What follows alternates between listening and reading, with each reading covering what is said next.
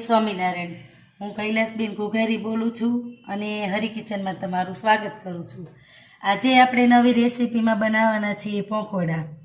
તો પોંખવડા આપણે શિયાળાની સિઝન આપણે હવે આવી ગઈ છે, તો આપણને ઘણીવાર એમ થાય કે ચાલો આપણે પોંખ પાર્ટીમાં જઈએ અને પોંખવડા ખાઈએ, એટલે ગરમા ગરમ શિયાળામાં પોંખવડા ખાવાની ખૂબ મજા આવે। તો આજે આપણે પોંખવડા બનાવવા માટે સામગ્રી લીધી છે। સૌ પ્રથમ પહેલાં એક બાઉલમાં મેં ખમણ લીધા છે, પછી આપણે આ લીધો છે ચણાનો લોટ 1 વાટકા જેટલો, આપણે અડધા વાટકા જેટલો પોંખ લીધો છે। આ રીતે લેવાનો, એકદમ લીલો અને આ રીતનો તાજો હોવો પડે।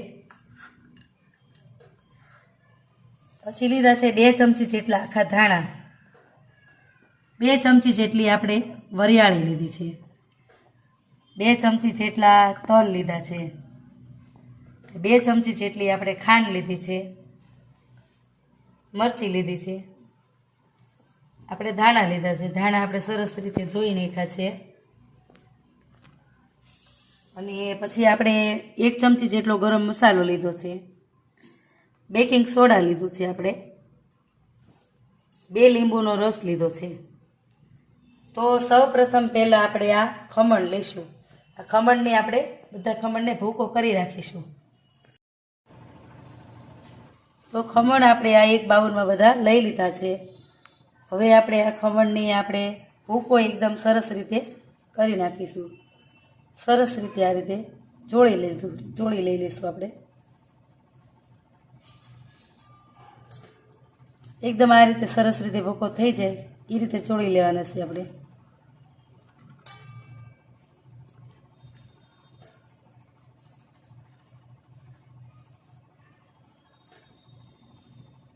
આ રીતે એકદમ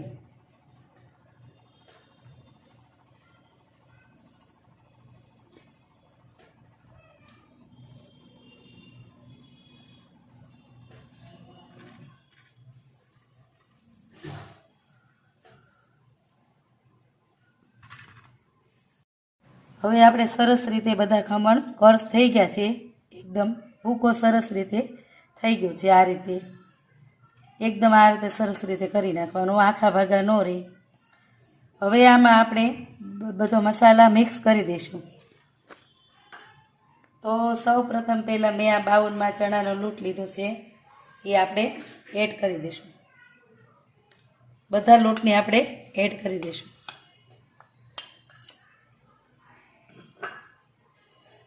પછી આપણે જે આ અડધા વાટકા જેટલો પોંખ લીધો છે એ પણ આપણે એડ કરી દઈશું।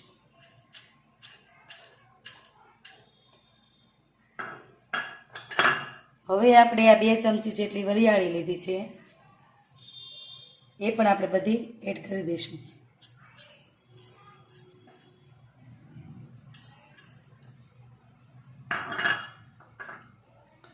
હવે આખા ધાણા લીધા છે આપણે 2 ચમચી જેટલા, એ પણ આપણે એડ કરી દઈશું।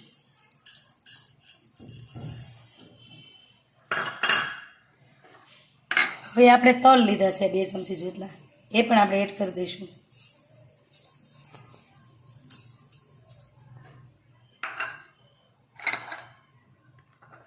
હવે આપણે ખાંડ લીધી છે 2 ચમચી જેટલી, એ પણ આપણે એડ કરી દઈશું।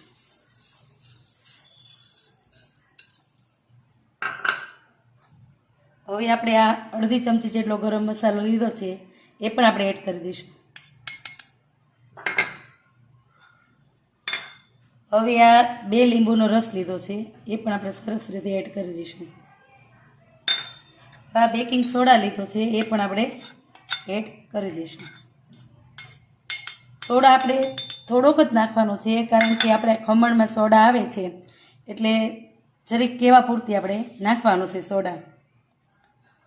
હવે આપણે આ મરચી જે પીસેલી છે એ આપણે એડ કરી દઈશું, 1 ચમચી જેટલી થોડીક આપણે એડ કરીશું, કારણ કે ખમણમાં તો આપણે મરચી નાખેલી હોય જ છે। જેટલું આપણે તીખું ખાવું હોય એટલું આપણે એડ કરવાનું છે। હવે તમે આની અંદર કાંદા લસણ પણ એડ કરી શકો છો તમે આની અંદર, કારણ કે મેં આમાં નથી નાખ્યા, હું જૈન બનાવવાની છું એટલે મેં આમાં કાંદા લસણ નથી નાખ્યા। તમે આમાં એડ કરી શકો છો કાંદા લસણ, તો આનાથી પણ વધારે ટેસ્ટ આવશે। હવે આપણે આમાં ધાણા પણ એડ કરી દઈશું.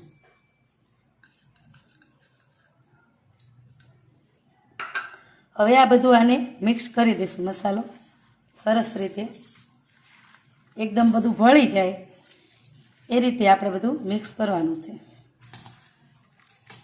આ રીતે પહેલાં આપણે પાણી નથી નાખવાનું. આ રીતે એકદમ સરસ રીતે મિક્સ થઈ જાય ત્યાં સુધી આપણે આ રીતે ચોળા કરવાનું છે.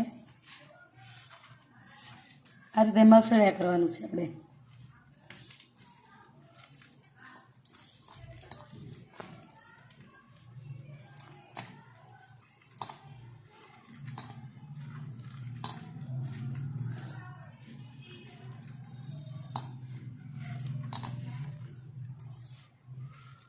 એકદમ સરસ રીતે આપણે મિક્સ થઈ ગયું છે. હવે આમાં સહેજ પાણી આપણે એડ કરીશું.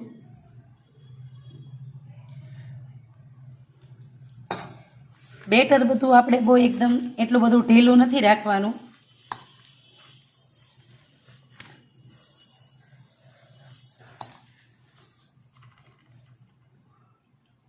આપણે વડા પડે એટલું એ રીતે કઠણ રાખવાનું છે.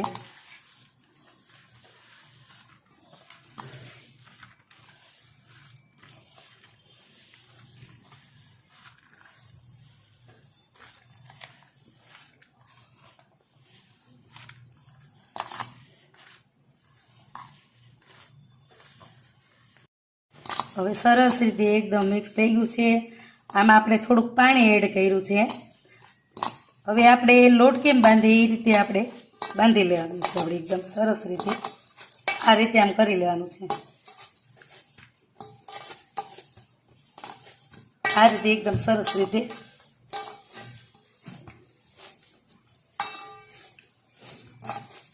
અને પછી આ રીતે આપણે જોઈ લેવાનું. આમ વાળી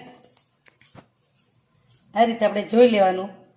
આ રીતે આપણા વડા પડવા જોઈએ. પોંક વડા આ રીતે આમ તેલમાં આ રીતે મૂકવાના છે આપણે. આ રીતે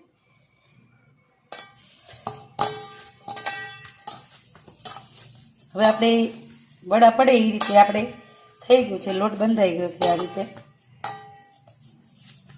હવે આપણે આને થોડીક વાર સાઈડમાં મૂકી દઈશું. તેલ ગરમ કરવા મૂકી દઈશું આપણે. હવે આ સાઈડ ઉપર થોડીક વાર મૂકી દઈશું આપણે. આપણે આ તેલ ગરમ કરવા મૂકી દીધું છે. હવે તેલ ગરમ થઈ જાય પછી આપણે પકોડાને તળી લઈશું.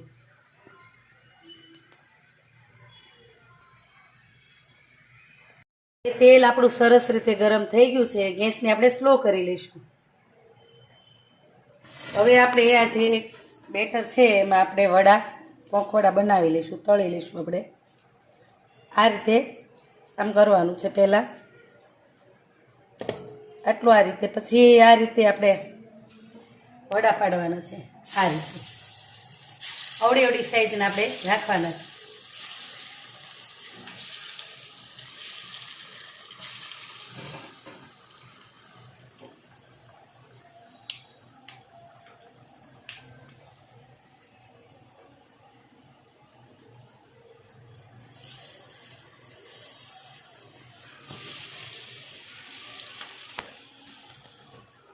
હંમેશા તળતી વખતે આપણે ગેસને થોડો સ્લો જ રાખવાનો છે.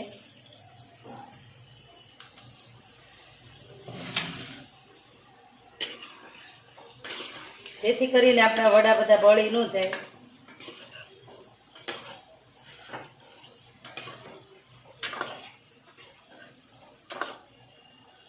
થોડોક આપણે ગેસને ફાસ્ટ કરીશું.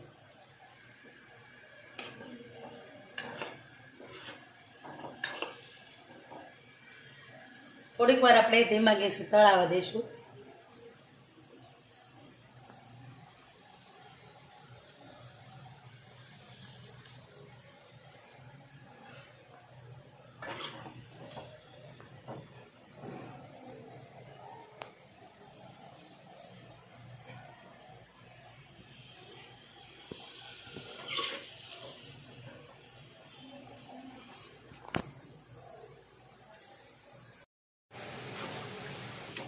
સરસ રીતે આપણા પકોડા ધીમે ધીમે તળાઈ જવા આવ્યા છે.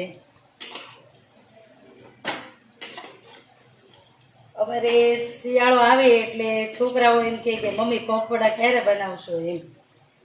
શિયાળામાં અમે 2 થી 3 વાર તો પોંખવડા બનાવી જ નાખીએ એમ. એટલે એટલો શોખ જ એટલો છોકરાને પોંખવડાનો ખાવાનો.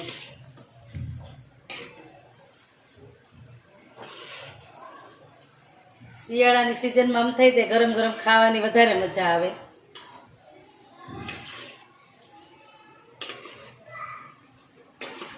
આ રીતે બ્રાઉન કલરના એકદમ ખાવા દેવાના, એકદમ બ્રાઉન કલર પકડાઈ જવો જોઈએ. એકદમ કકડા અને ખિસ્તી બનશે આપણા પોંખવડા.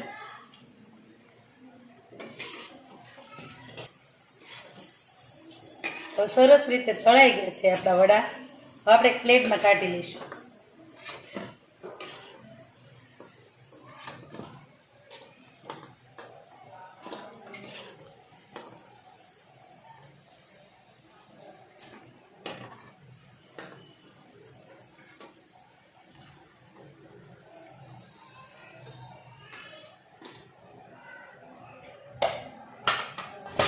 હવે આ રીતે બીજા પણ આપણે વડા મૂકી દઈશું.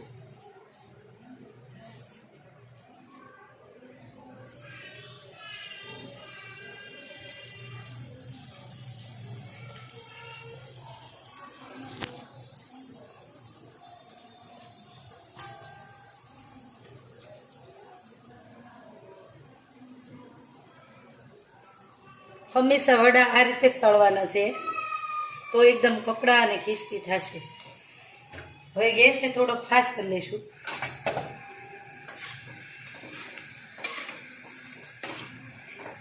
હવે આજે પહેલા વડા તળ્યા એ જ રીતે આપણે તળાવવા દઈશું.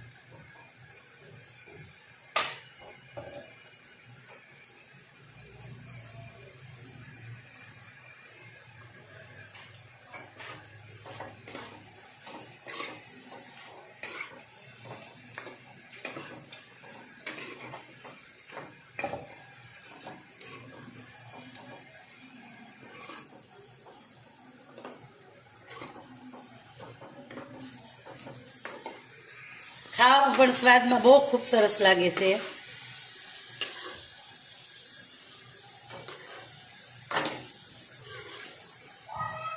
આ વડા નાનાથી માંડી અને મોટા છોકરા સુધી સરસ લાગે છે એમ. ખાવાની પણ ખૂબ મજા આવે છે એમ.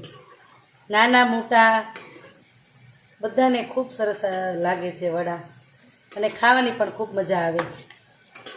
એમાં શિયાળામાં તમે બનાવો એટલે એકદમ એમ થાય કે ક્યારે બને ને ક્યારે આપણે ગરમા ગરમ ખાઈ લઈએ એમ. આ પણ સરસ રીતે વડા આપણા તળાઈ ગયા છે. હવે એક પ્લેટમાં આપણે લઈ લઈએ.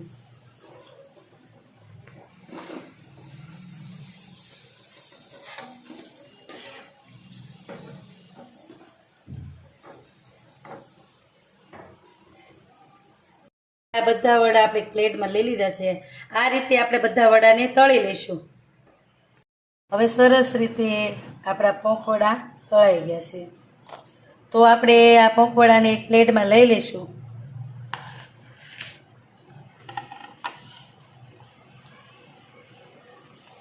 આપણે એડ કરી દઈશું બધા પોંખવડાને. તમે જોઈ શકો છો અવાજ પણ સરસ આવે છે, અને આપણે એકદમ કુરકુરે ખીચકી આપણા પોંખવડા બન્યા છે.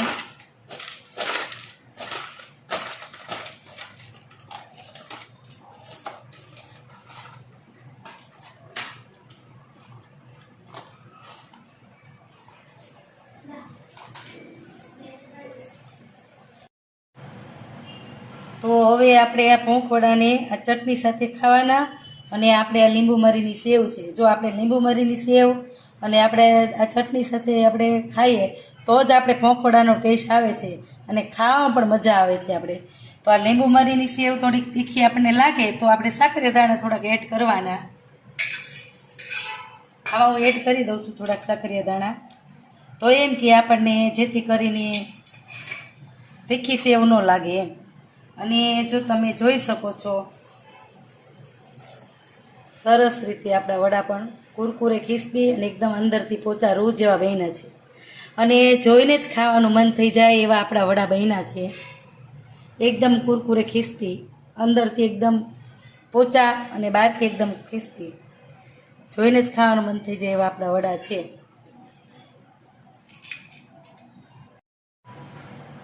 અને જો તમને મારા પોંકવડાની રેસીપી પસંદ આવી હોય તો તમે લાઈક કરજો, શેર કરજો અને સબસ્ક્રાઈબ કરજો. અને બેલ આઇકન દબાવવાનું ભૂલશો નહીં. અને કમેન્ટમાં જરૂર લખજો કે મારા પોંકવડાની રેસીપી તમને કેવી લાગી. જય સ્વામિનારાયણ.